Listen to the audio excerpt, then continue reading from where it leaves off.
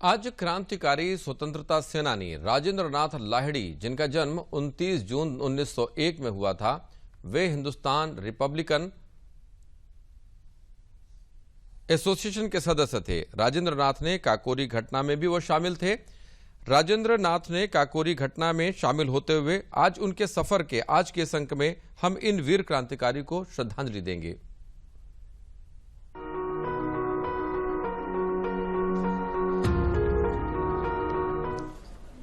आज की कड़ी हम क्रांतिकारी स्वतंत्रता सेनानी राजेंद्र नाथ लाहिड़ी को श्रद्धा सुमन अर्पित कर रहे हैं। इनका जन्म 29 जून 1901 को वर्तमान बांग्लादेश के पबना में हुआ था। लाहिड़ी ने अशफाक उल्लाह खां, राम प्रसाद बिस्मिल और रोशन सिंह ठाकुर के साथ मशहूर काकोरी षड्यंत्र में भाग लिया था।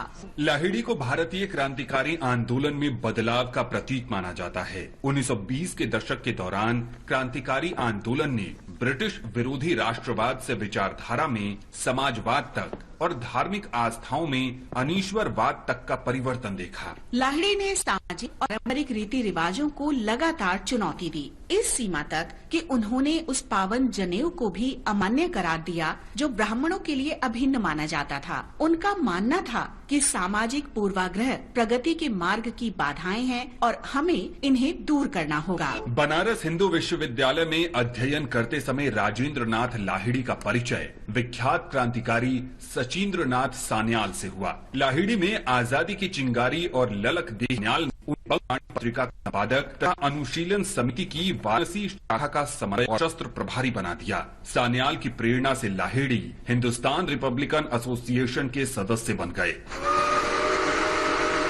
9 अगस्त 1925 को इतिहास प्रसिद्ध काकोरी षड्यंत्र को अंजाम दिया गया। राजेंद्र नाथ लाहिड़ी ने राम प्रसाद बिस्मिल, अशफाक उल्लाह खां और ठाकुर रोशन सिंह के साथ मिलकर सरकारी खजाना लेकर जा रही ट्रेन को लखनऊ के निकट लूट लिया। लाहिड़ी ने दूसरी श्रेणी के डिब्बे में चेन खींचकर ट्रेन को रोका। काम पूरा हो जाने पर लाहिड़ी और अन्य क्रांतिकारी अलग अलग स्थानों में तितर बितर हो गए।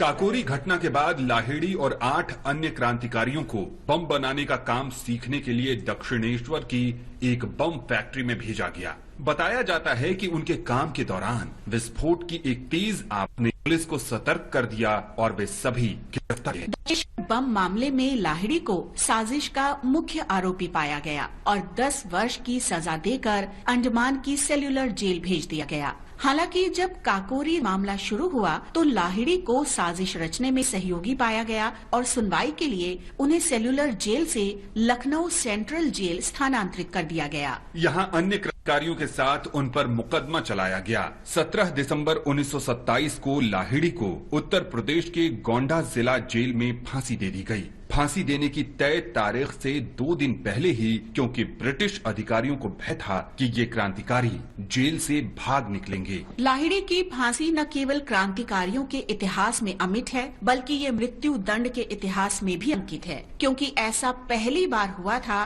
कि कोई भी फांसी निर्धारित तिथि से पहले दी गई हो। इस महान स्वतंत्रता सेनानी को कोटि कोटि नमन।